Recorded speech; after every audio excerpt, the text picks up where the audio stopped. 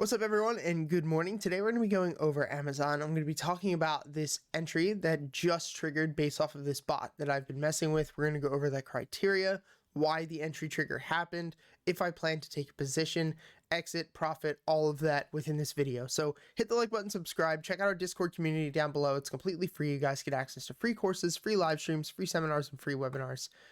Go and check it out. So taking a look right now at Amzn.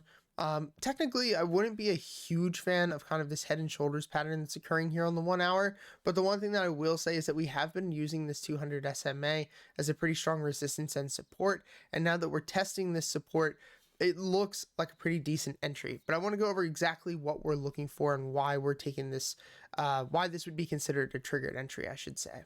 So our requirements to enter are two simple things, which is on the 1 hour time frame, we're looking for an 11 EMA cross up through a 22 EMA cross. On top of that, we want to see that cross with the RSI trending up over 50. Yes, you can do this if it's not trending over 50, but just from the back testing and the amount of studies I've ran, for some reason, not for some reason, I should say for good reason, but when the RSI is trending up, we just have a little bit more force behind that move. And so you can see that we did get that. This is our entry condition right now. So we did get the cross, RSI is over 50, and then our exit is based upon the cross down. So we take profits when the 11 crosses back down through the 22, and we also take a loss if that happens. The other requirement is that we are going to exit this position if we are not up by 2.5% within 7 candles, so within 7 hours. Now, the reason for that is because if we were to go through and run it without it, like let's just say we were to say after, I don't know, 10 candles instead of 7, or we could even do something like a little bit further so I can show you a little bit better of an example. Let's do 30 candles because that would be, you know, roughly a lot longer, about a week and a half, 2 weeks worth of the trade being open. So you can see this huge difference here. And what this green line is representing is how many of our winning trades are still in play by blank candles. So you can see we picked 30 candles. So 61 of our trades are still in play, which is a huge part of them, by our 30th candle. But if you look at the losers, we've taken the majority of our losses at that point, right? So what you want to do is find the point where you could have the max amount of winners still in play, but where you could have most of your losers over and done with at that point.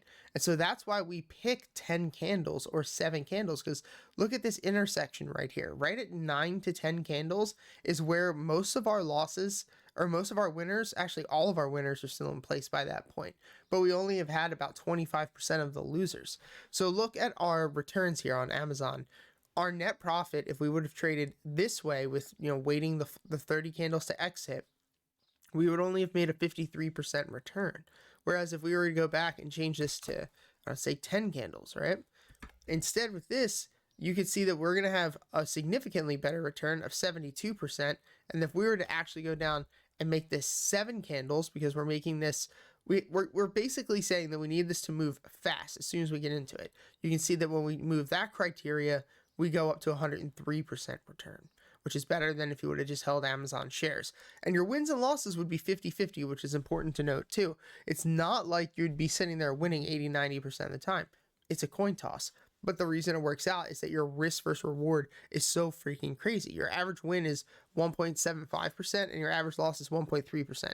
That's actually not that crazy. I lied. You've taken a lot of trades with this. You've actually would have taken 440 positions in 4 years. So the RVR is not the best, but you still would have ended up working out pretty damn well with this. So I wanted to share this with you. I'm going to continue to do these on this channel. I feel like it'll be helpful. Continue to put some more tutorials out because a lot of you guys like that last video, and definitely check out our Discord community. Thanks for all the support. I'll see you guys later on today. Peace.